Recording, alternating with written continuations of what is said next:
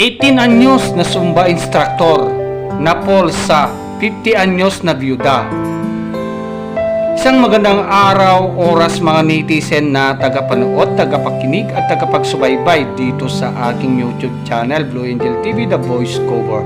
At kung bago ka rito mga netizen, pindutin muna ang subscribe button at iyon ang notification bell para notify ka sa mga i-upload kong mga videos. At narito ang kwento.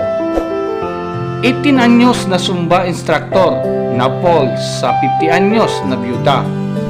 Narito ang kwento ni Joey, 18 anyos, Zumba instructor. Zumba instructor ako. Doon ko nakilala si Ivy. Nabighani talaga ako sa kanya noon. Sabi ko, ang ganda nito. Sana makuha ko yung loob niya. Sana maging kami. Umamin ako sa kanya, kinat ko siya. Sabi ko na crush ko talaga siya.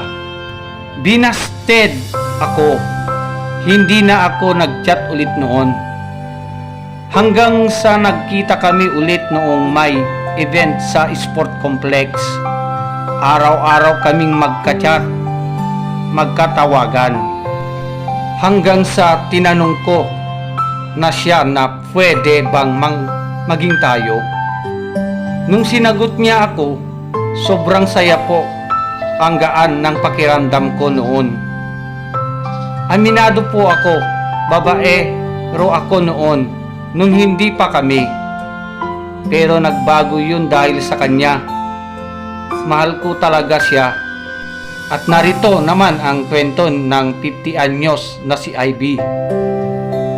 Nung nabiyuda ako, tinanim ko sa sarili ko na hindi na ako mag-aasawa pang muli. Tanggap ko na tatanda akong mag-isa. 32 years yung age gap namin. Binasted ko talaga siya nung una. Sabi ko, napakabata mo. Parang anak lang ang turing ko sa'yo. Lumipas yung mga taon na develop na rin ako sa kanya.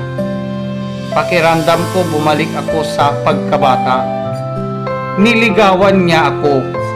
Hanggang sa maging kami, yung iba sinasabi na pera raw habol niya. Pero simula sa pool nung naging kami, hindi siya nanghihingi ng pera. Siya pa nga nagbibigay sa akin ng pera. Mahal niya ako, mahal ko siya. Ang magkarelasyon, sasagutin ang mga aligasyon na ibinabatos sa kanila at mga hindi pabor sa kanilang pagsasama. Sa gustong mapanood ng buong kwento, karagdagang kwento, tumutok lamang po sa KMDS Kapuso Mo, Jessica Soho, ngayong linggo ng gabi sa GMA, October 13, 2024. At kung bago ka rito mga netizen, pindutin muna ang subscribe button at iyon ang notification bell para notify ka sa mga i-upload kong mga videos. Maraming salamat po at God bless you all. Subscribe na.